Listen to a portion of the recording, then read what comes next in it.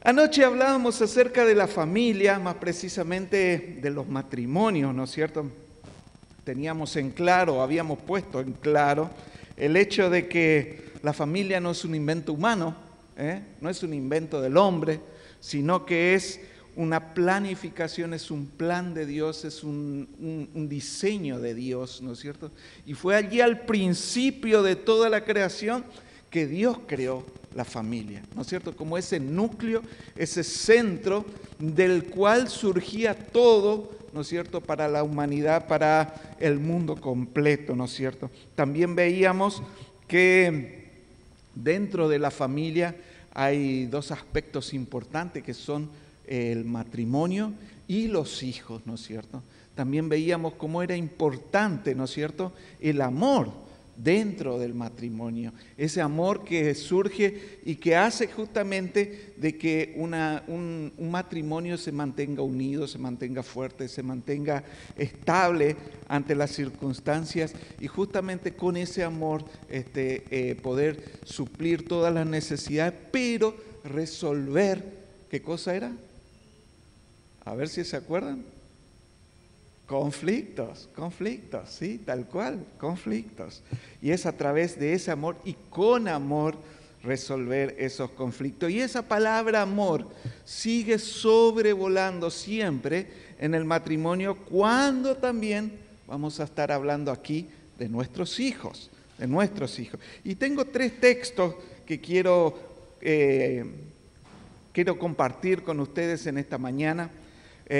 Dos de los cuales se encuentran en el libro de Efesios capítulo 6, uno en el versículo 4, otro en el versículo 2, y también Colosenses capítulo 3, verso 21. Efesios capítulo 6, verso 4, ahí hay un texto muy particular, muy intrigante, diría yo, ¿sí? Efesios capítulo 6, esta carta a los Efesios es una carta preciosa. Si ustedes se ponen a estudiar y a leer, van a aprender mucho, no solamente como familia, como hogar, sino incluso como una familia en Cristo, dentro de la iglesia. Y es una carta que Pablo le escribe allí a los Efesios con unas recomendaciones especiales, ¿no es cierto?, para que una iglesia florezca, crezca, ¿no es cierto? Efesios capítulo 6, verso 4 dice: y vosotros, padres, no provoquéis a ira a vuestros hijos, sino criadlos en disciplina y amonestación del Señor. También Efesios capítulo 6, verso 2 dice: honra a tu padre y a tu madre, que es el primer mandamiento con promesa. A su vez, Colosenses capítulo 3, verso 21, vuelve a decir algo muy parecido a lo de Efesios 6:4, que dice: padres, no exasperéis a vuestros hijos para que no se desalienten, ¿sí? Mis queridos hermanos,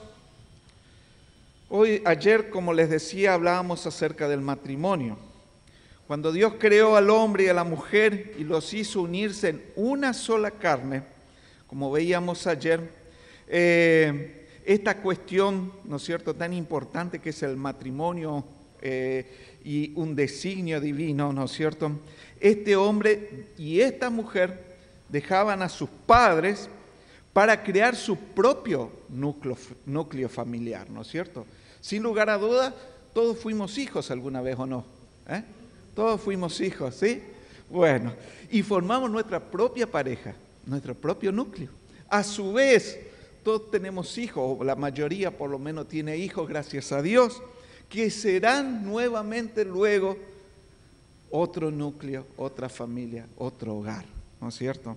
Y es así que cuando nosotros nos casamos, era una cuestión de tiempo, ¿no es cierto?, solamente para que nosotros tengamos hijos que son una bendición de Dios para cada uno de los hogares, ¿sí? A veces, aclaro esto porque a veces no, es tan natural, tan normal, un matrimonio se case, tenga hijos y así sucesivamente la vida va pasando, ¿no es cierto? Pero ¿cuántos matrimonios hay que oran por años para tener un hijo, ¿no es cierto? Ana, ¿cuánto oró para tener un hijo, sí? ¿Cuánto rogó? Y esta bendición, no todos la tienen, ¿sí? No todos pueden tener esta bendición, pero es una bendición poder tener hijos, ¿no es cierto? Y es solo cuestión de tiempo que después de que nosotros le hayamos puesto la alianza a nuestra esposa o a nuestro esposo, que empecemos a planificar o a idealizar cuántos hijos habremos de tener, cómo habremos de criarlos, cómo habremos de sustentarlos, ¿no es cierto?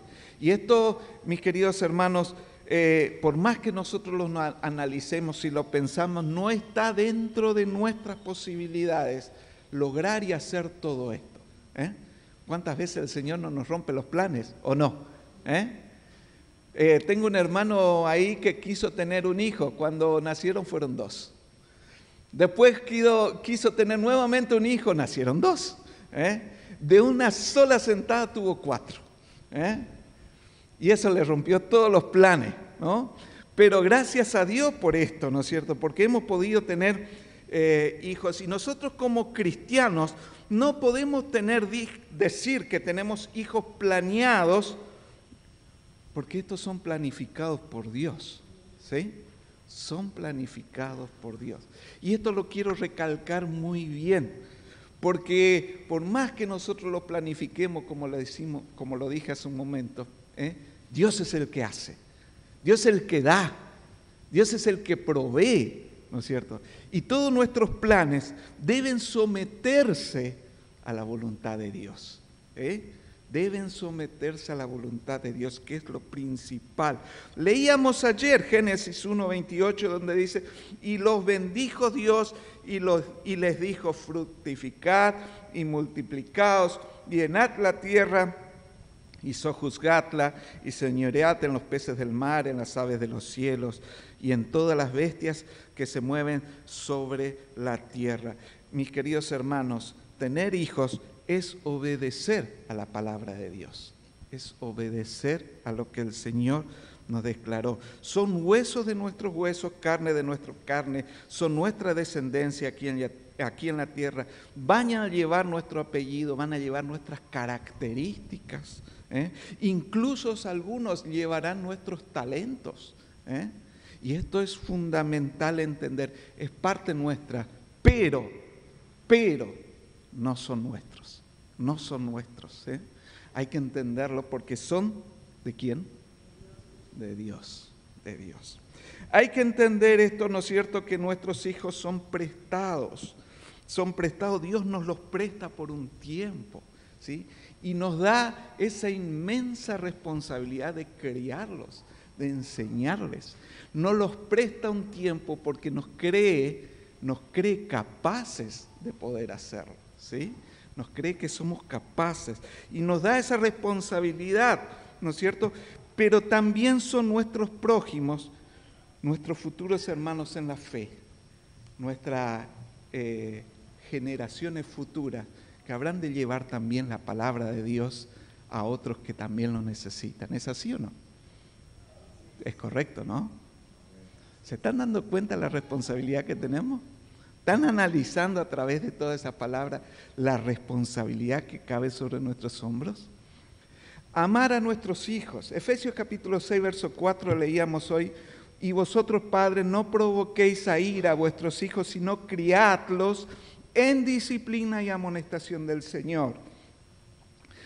Podríamos decir que Pablo en su momento cuando le escribía a Efesios, allí una iglesia que estaba en un mundo caótico en ese tiempo, le escribía a la iglesia que estaba allí en Efesios, compuesta por judíos, gentiles, griegos y diferentes etnias que habían allí en el lugar, pero que venían con una idiosincrasia, con una enseñanza, con un montón de cosas en su cabeza del pueblo pagano. Un pueblo pagano que en su momento tenía hijos simplemente por procrear, por tener hijos, ¿sí? Algo parecido sucede hoy en día, ¿no?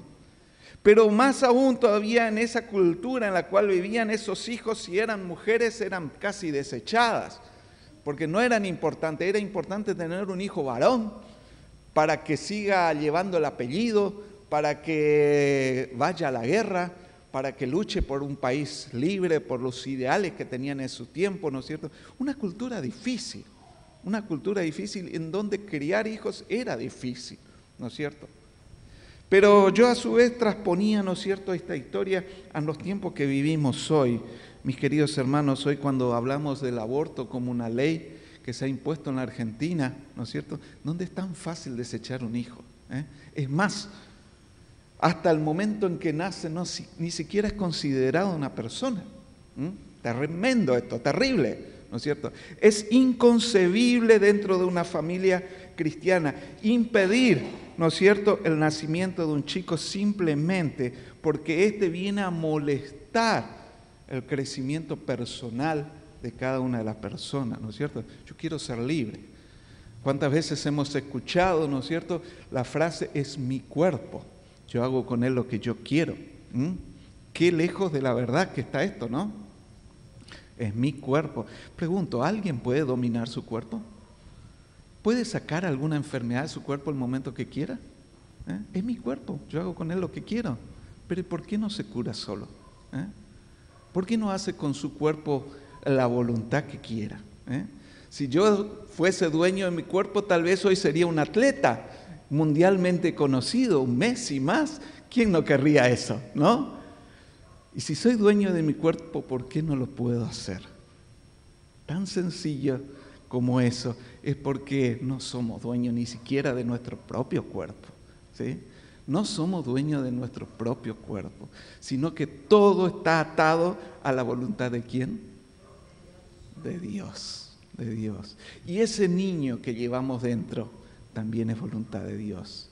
Y es producto del amor de Dios. Y también es heredero de algo muy importante, la salvación de Dios. ¿Sí? Mis queridos hermanos, cortar esto es como cortar los planes de Dios, ir en contra de Dios mismo. Por lo tanto, hay de aquel, dice el Señor, que va contra mí, ¿no? Pero esto es una cuestión que vamos a dejarla de lado, por supuesto, ¿no es cierto? Así como Pablo escribía a una iglesia cristiana, nosotros hoy también nos estamos dirigiendo a una iglesia cristiana. Dice nuevamente Efesios capítulo 6, verso 4, pero en la Nueva Traducción Viviente dice: padres, no hagan enojar a sus hijos en forma en que los tratan, más bien críenlos con la disciplina e instrucción que proviene del Señor. Y me ponía a pensar, ¿cómo puede ser que nosotros como padres hagamos enojar a nuestros hijos? ¿Cómo es posible? ¿Cómo puede ser que nosotros como padres hagamos enojar a nuestros hijos? Y a veces eso pasa por nuestras propias expectativas que tenemos sobre nuestros hijos, ¿sí? Esto hablábamos hoy hace un rato, hace un momento, ¿no es cierto?, de que nosotros creemos que los hijos son nuestros, es propiedad nuestra, ¿sí? Nos adueñamos de esto que el Señor nos confió. Y esperamos sobre nuestros hijos cosas que tal vez ni siquiera nosotros como padres hayamos logrado. Tenemos expectativas muy altas. Ayer mencionábamos acerca de algunos de los problemas dentro del matrimonio, son las expectativas que tenemos sobre nuestro cónyuge. Pero también, ¿qué expectativas tenemos nosotros sobre nuestros hijos? ¿Qué esperamos de ellos? ¿No es cierto? Y a veces la vara está muy alta, muy arriba, muy por sobre nuestras propias nuestros ideales, ¿no es cierto? Y entonces nuestra crianza sobre la educación de ellos responden a exigencias muy altas, y esto provoca, ¿no es cierto?, una tensión, una relación áspera, una situación de difícil sobrellevar, ¿no es cierto?, dentro de la familia. Y esto no solamente afecta a nuestros hijos, sino que afecta a nuestro propio matrimonio, ¿sí? A nuestro matrimonio también. ¿Qué exigencias tenemos sobre nuestros hijos? No deben ser más allá de las que ellos puedan realizar, teniendo en cuenta su edad, su capacidad, sus fuerzas, ¿no es cierto? No deben ser más altas, ¿no es cierto?, de lo que ellos pueden llevar. Nosotros como padres conversos, llenos del Espíritu Santo, debemos ser sabios e inteligentes para poder exhortar, y como dice aquí el texto que hemos leído, ¿no es cierto?, en disciplina e instrucción que proviene del Señor, ¿sí? Que proviene del Señor. Pablo le hablaba allí a la iglesia de los Efesios y le daba esta instrucción a estos matrimonios para que tanto el esposo como la esposa ejerzan el rol como cabeza del hogar, enseñando a sus hijos en el Señor, en la sabiduría del Señor, en los caminos del Señor, en la ley del Señor, ¿no es cierto? Que es lo más importante, es por sobre todas las cosas. Yo pensaba y ayer también estábamos hablando y reflexionando un poco acerca del tema, ¿qué pasó con nuestra sociedad? ¿Qué pasó con la sociedad en la cual vivimos? ¿Dónde estuvo el error por la sociedad que tenemos? Y es muy sencillo. Hablamos también de que la familia es el núcleo de la sociedad. Es allí de donde surge la sociedad. José hoy mencionaba, ¿no es cierto?, que el diablo ataca a la familia, pero el diablo ya hizo una gran labor dentro de la familia, ¿no es cierto? Y abrió la familia. Hoy en los tiempos en los cuales vivimos no hay tiempo, no hay tiempo para nada. No tenemos tiempo para esto, por lo otro, porque nuestras exigencias diarias son tan altas. Necesitamos hacer esto, necesitamos ir allá, tenemos que hacer lo otro. Llegamos a la noche cansados, queremos descansar. No me molestes con esto, con lo otro. Los chicos vienen con su tarea, no, arreglate solo, haz tus cosas, vos sos grande, tenés que saber solo, ¿no es cierto? Y dejamos la enseñanza de la cual Pablo estaba hablando aquí, la entregamos a los maestros de la escuela, a los maestros de la escuela bíblica, a los maestros que tienen que enseñar a nuestros hijos. Y cuando nuestros hijos no son lo que nosotros esperamos, la culpa la tienen, ¿quién? No escucho. Los maestros. Y es así que muchas veces vemos que los padres van a la escuela, ya los maestros no quieren ser más maestros, porque van los padres allí a pegarle al maestro, a disciplinar al maestro, porque no hizo bien la labor, no le enseñó bien a mi hijo. Y la culpa la tienen los otros, pero no nosotros. Esto es producto del diablo, mis queridos hermanos, y tengo que decirlo así llanamente. Esto es producto del diablo, porque la enseñanza debe recaer sobre los padres. Si seguimos el mandato del Señor, así como leímos hoy y ayer en Génesis capítulo 1, el Señor nos entregó a nosotros para que nosotros gobernemos, para que esté a nuestro cargo, que nosotros seamos lo que sojuzguemos la tierra, la fructifiquemos, la llenemos, ¿no es cierto? Esto hace, ¿no es cierto?, que la educación sea transgredida, ¿no es cierto? Y de esta manera también sean mal enseñados nuestros hijos. El Señor nos manda a amar a nuestro prójimo y nos manda incluso a amar a nuestros enemigos. Y mis queridos hermanos, nuestros hijos son nuestro primer prójimo, ¿sí? Nuestros hijos son nuestro primer prójimo. Y dice el Señor, ama a tu prójimo, ¿cómo? Como a ti mismo. A veces, por el contrario de lo que hablábamos recién, el exceso de protección sobre nuestros hijos hacen también que estos caigan en ira hacia sus propios padres. No hagas esto, no hagas aquello. Esperamos que nuestros hijos aprendan a nadar sin que entre al agua. Es así, ¿no? A veces. Tiene que saber nadar, pero no le permitimos entrar al agua. Esta es una parafraseado, ¿no es cierto?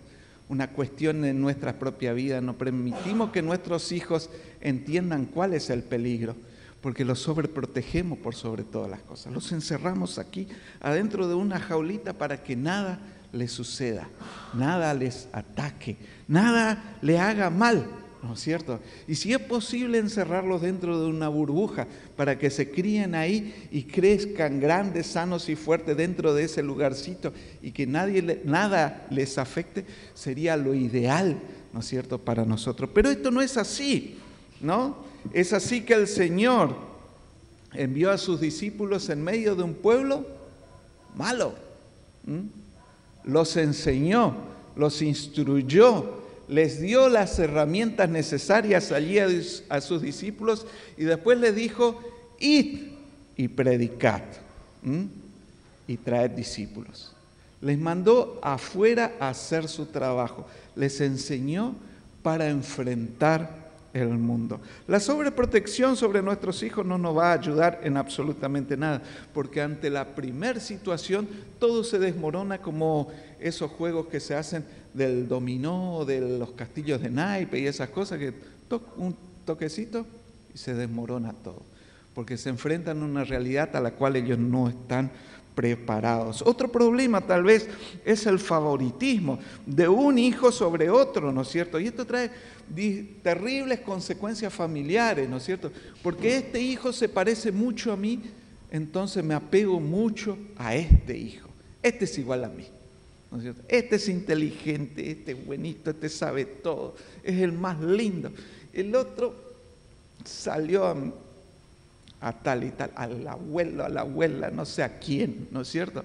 Pero este es el mejor, ¿no es cierto?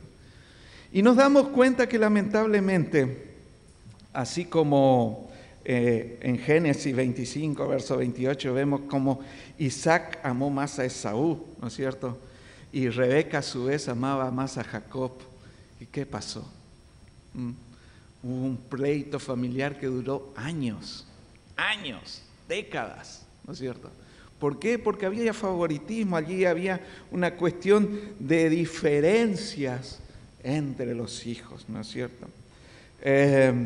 Otro problema que se ve muy común dentro de las familias hoy en día son las palabras ásperas, la crueldad física, los abusos sobre nuestros hijos, ¿no es cierto? Y lamentablemente a veces un padre maltrata a sus hijos, ¿no es cierto?, queriéndoles enseñar para que aprendan, ¿no es cierto? Esta frase los hemos escuchado mucho, ¿no? Para que aprenda, para que vea que la vida no es fácil, y le damos con todo, ¿no es cierto? Y le damos para que sea duro. Y lo único que hacemos es que este niño, este chico, ¿no es cierto?, pierda las esperanzas sobre otras personas, ¿sí? Tenemos allí varios horas felices, ¿no es cierto?, en donde se están trabajando obras misioneras. Y vemos mucho, ¿no es cierto?, allí chicos que se ven retraídos, abstraídos del resto del grupo, justamente por el trato que reciben de aquellos que supuestamente están allí para criarlos y amarlos y educarlos, ¿no es cierto? Y es así que estos chicos se vuelven retraídos y tienen miedo a la gente, tienen miedo a las demás personas, porque han absorbido y visto esto toda su vida, o todos sus pocos años que han podido vivir, ¿no es cierto? Y es lo que han recibido, ¿no es cierto?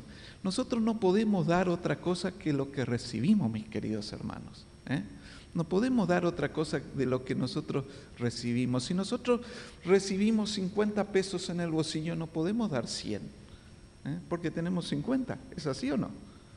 Entonces no podemos dar más de lo que recibimos o otra cosa de lo que recibimos. Y si nosotros esperamos de nuestros hijos ciertas cosas, tenemos que darle primero, a ver si se entiende. Si nosotros esperamos de nuestros hijos ciertas cosas, primero tenemos que darle esto, ¿no es cierto?, para que ellos también puedan dar. Una vez escuché una imagen, un ejemplo acerca del mar, ¿no es cierto? Los mares que más peces tienen son aquellos que tienen un afluente fuerte y a su vez confluyen en otro lugar, ¿no es cierto? El agua circula, entra y sale, ¿sí? Entra y sale. Es un agua viva, porque se refrigera con nuevo oxígeno, se refrigera con nuevo agua, se alimenta, ¿no es cierto?, constantemente. Estos son los mares que mejor, con más naturaleza, más peces tienen, porque justamente fluyen, circulan, ¿no es cierto? Cuando hablamos de criarlos en el temor de Dios, en la disciplina y en la amonestación del Señor, también tenemos que transponer eso a nuestra propia vida, como el Señor habla y nos impone también las cosas a nosotros. Mis queridos hermanos, ¿qué tanto habla Dios con usted?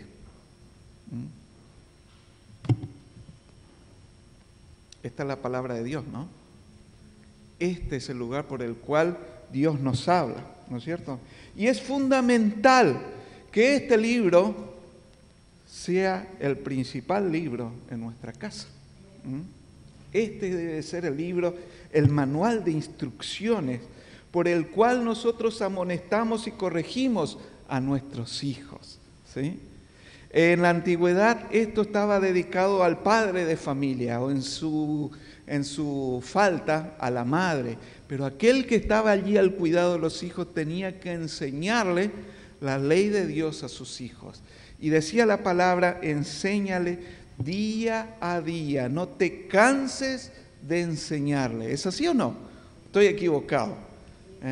Es así, no te canses de enseñarle. Y esta disciplina también el Señor tiene a nosotros, con nosotros. Cuando nosotros nos alimentamos de esta palabra, entendemos cuál es la verdad, cuál es la voluntad de Dios para mi vida, qué es lo que tiene el Señor preparado para mí, qué es lo que espera el Señor de mí. Cuando nosotros aprendemos y entendemos esto, también podemos compartir con nuestros hijos, con nuestra familia, cuál es la voluntad del Señor. Dice, si no, criadlos en disciplina y amonestación del Señor. Pero yo no conozco cuál es la palabra del Señor.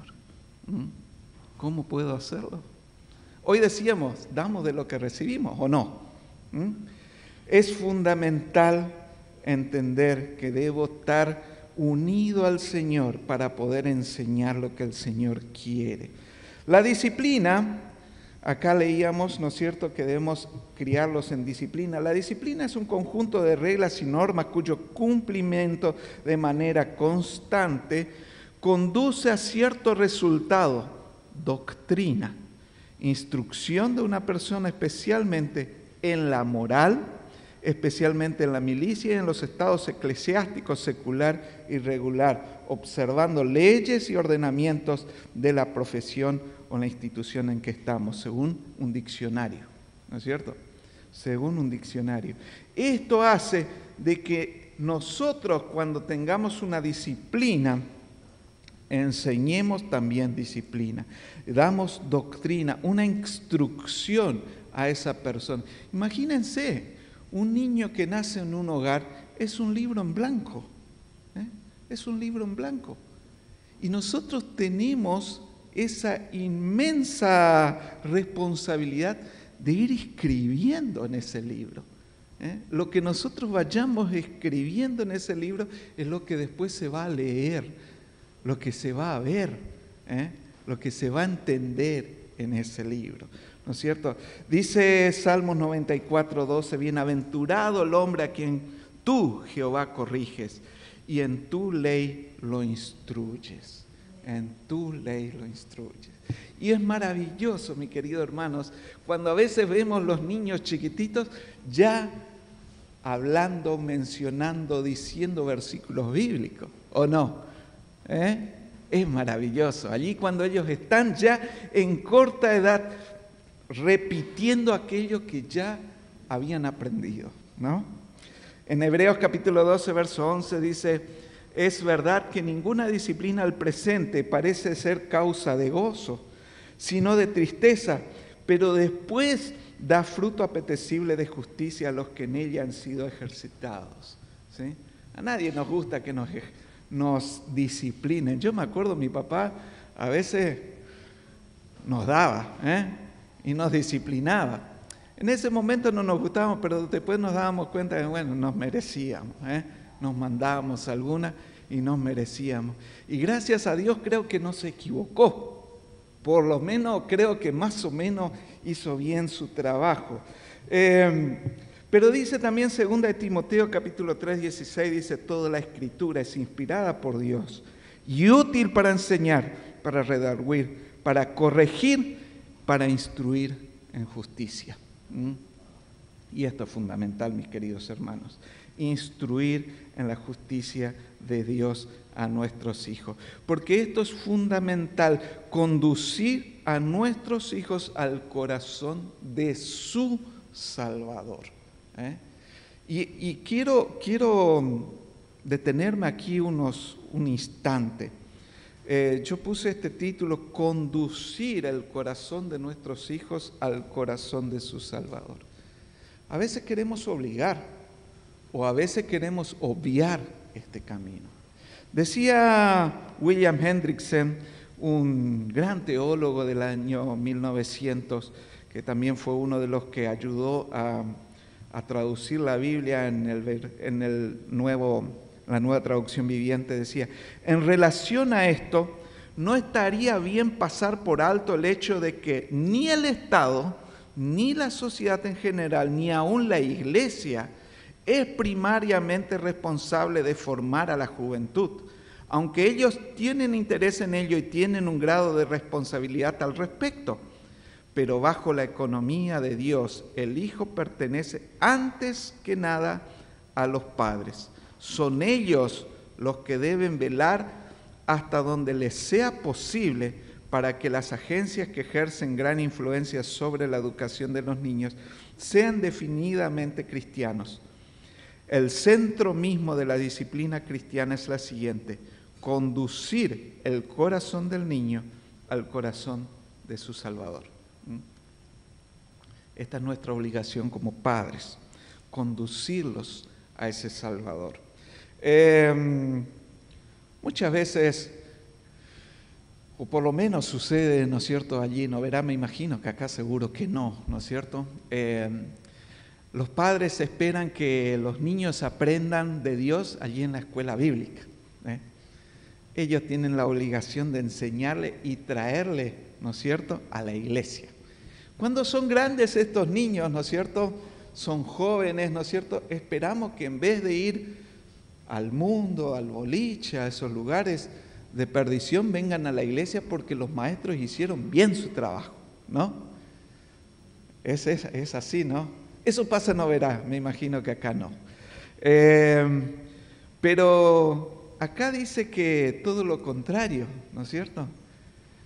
Que aunque la iglesia, la sociedad, el Estado, las escuelas tengan la intención esta de llevar a los niños a la salvación, la obligación está sobre los padres, ¿no es cierto? Hoy hacía mención, ¿no es cierto?, acerca de eso. Hemos dejado, ¿no es cierto?, esta instrucción en manos ajenas, ¿no es cierto? Hemos dejado esa tarea fundamental en manos de otras personas que incluso probablemente no piensen igual que nosotros, que no piensen igual que nosotros. Hace un tiempo atrás hablábamos allí con el pastor y reflexionábamos acerca de las nuevas enseñanzas que hay en las escuelas, ¿sí? ESI, esos libros por ahí que el Estado trajo para que los chicos lean y aprendan. ¿Tienen conocimiento al respecto? ¿Saben algo al respecto? ¿Sí? La educación está a nuestro cargo, no de los que supuestamente están en las escuelas. Pero ¿cómo hacemos frente a estas situaciones? ¿Cómo preparamos a nuestros hijos para esto? Dándoles las herramientas necesarias, ¿sí? Sin lugar a dudas, si yo le pregunto personalmente a cada uno de ustedes en esta mañana, en un diálogo personal, persona a persona, ¿qué piensan al respecto? Sin lugar a dudas, ustedes van a estar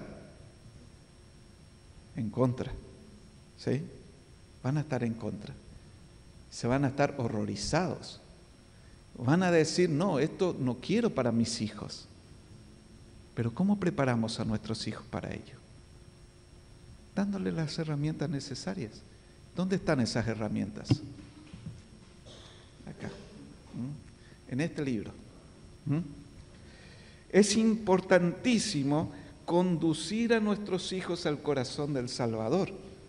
Y eso es mostrarles el camino de salvación, decirles por dónde debemos transitar, decirles, según la capacidad de nuestros hijos, que el Señor vino, murió por Él, entregó su vida para que Él tenga vida eterna también, ¿no es cierto? Lógicamente, estoy hablando de según la edad, según su capacidad de comprensión, según su conocimiento también, ¿no es cierto? A veces nuestros diálogos deben adaptarse para que estos chicos puedan entender. Salmo 127:3, hoy leía José hoy, he aquí herencia de Jehová son los hijos, cosa de estima el fruto del vientre. Por lo tanto, como esa cosa preciada, también debemos conducirlos a la salvación, porque ese es el lugar seguro. Ese es el lugar donde ellos puedan tener las herramientas para enfrentar estas situaciones.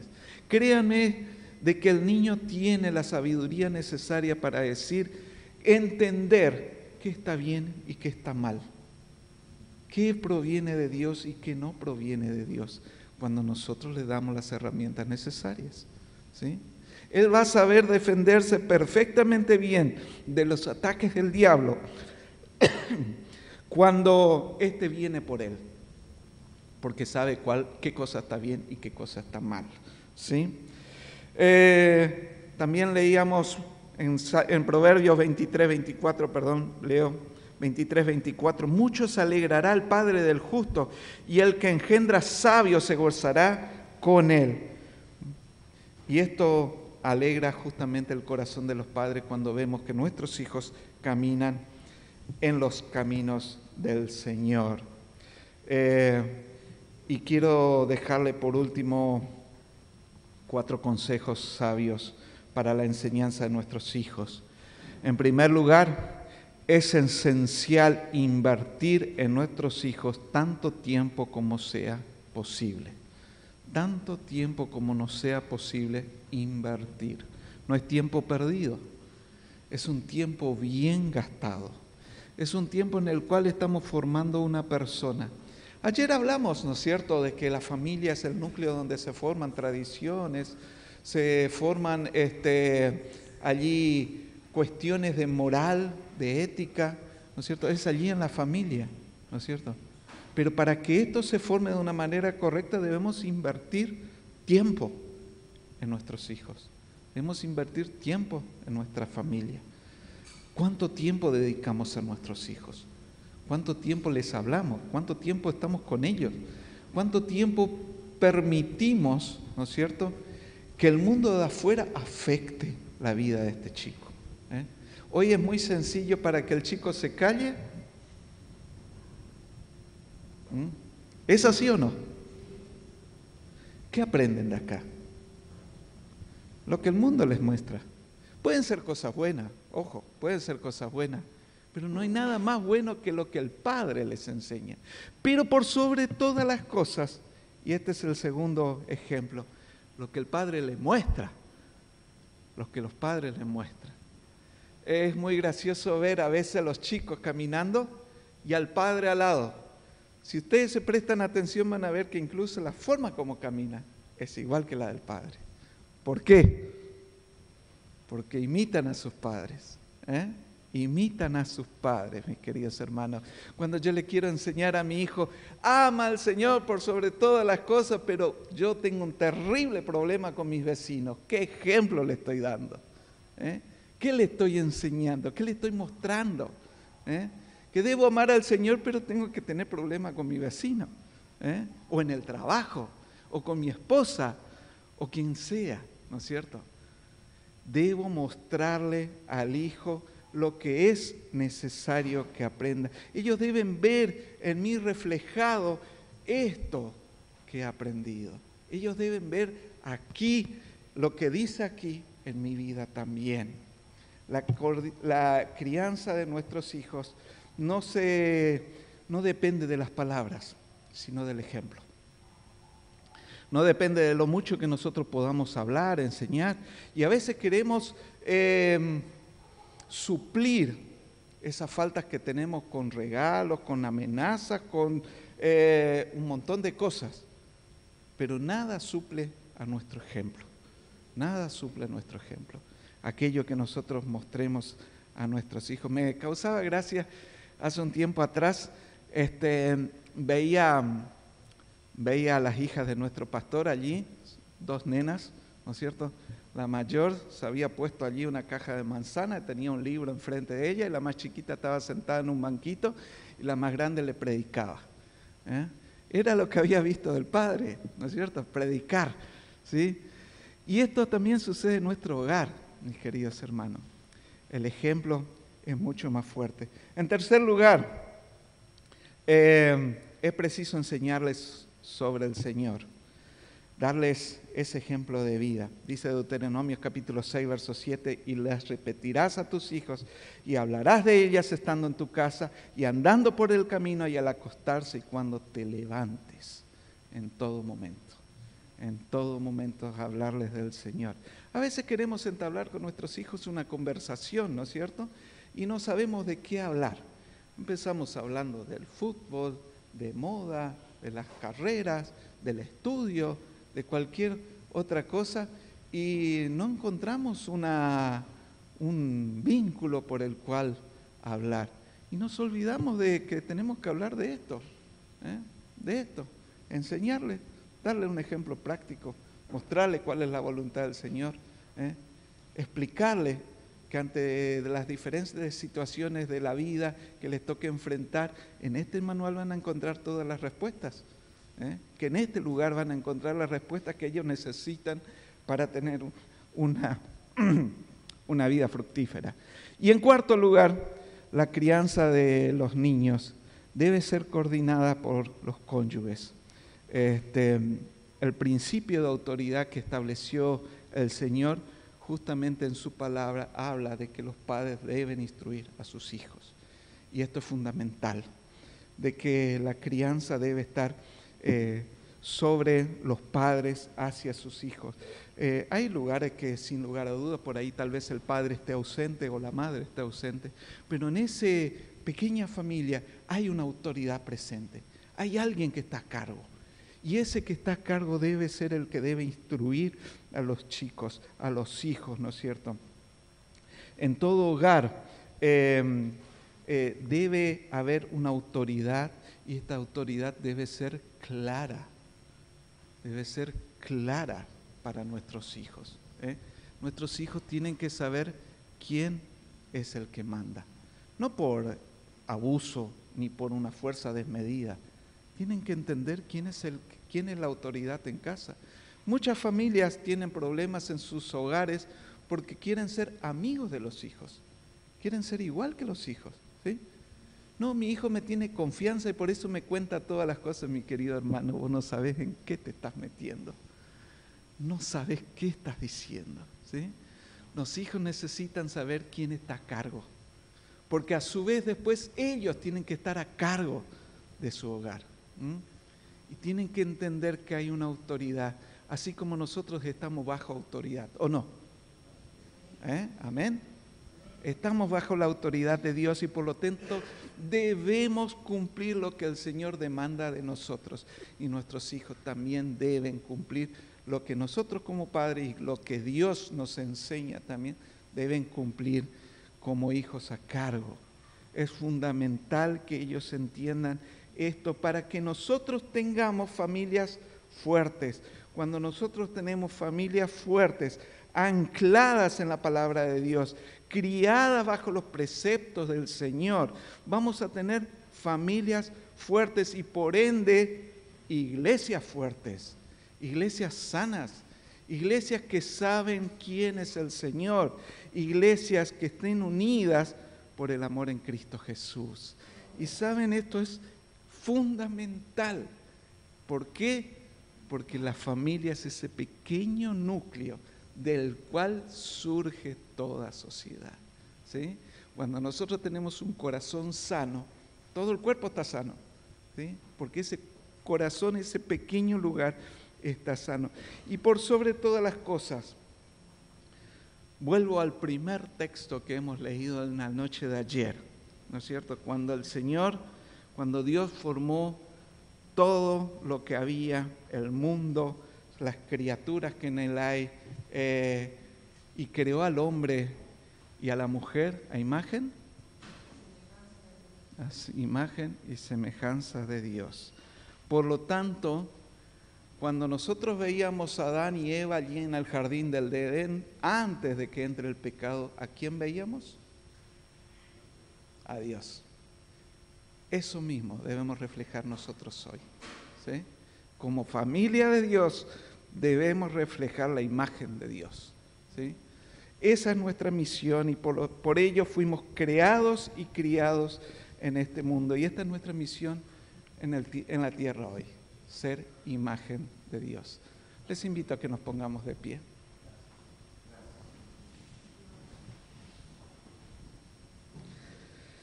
Padre Santo que estás en los cielos, Señor, gracias por tu palabra, Señor. Gracias, Señor, porque fuimos creados, hechos a tu imagen, Señor. Porque tenemos también tu palabra en la cual nosotros podemos corregir nuestra imagen para que también otros puedan ver en nosotros tu imagen, Señor. Gracias por la familia que tú nos has dado, gracias por nuestra esposa, por nuestro esposo, por nuestros hijos. Señor, gracias por todo aquello que tú nos has entregado en tu inmensa voluntad, Señor. Porque nos has confiado una tarea tan importante de crear nuevos discípulos para ti, Señor. Para poder traer almas a tus pies, Señor. Padre, ayúdanos a ser fieles a esta labor. A poder hacerlo con perfección, Señor.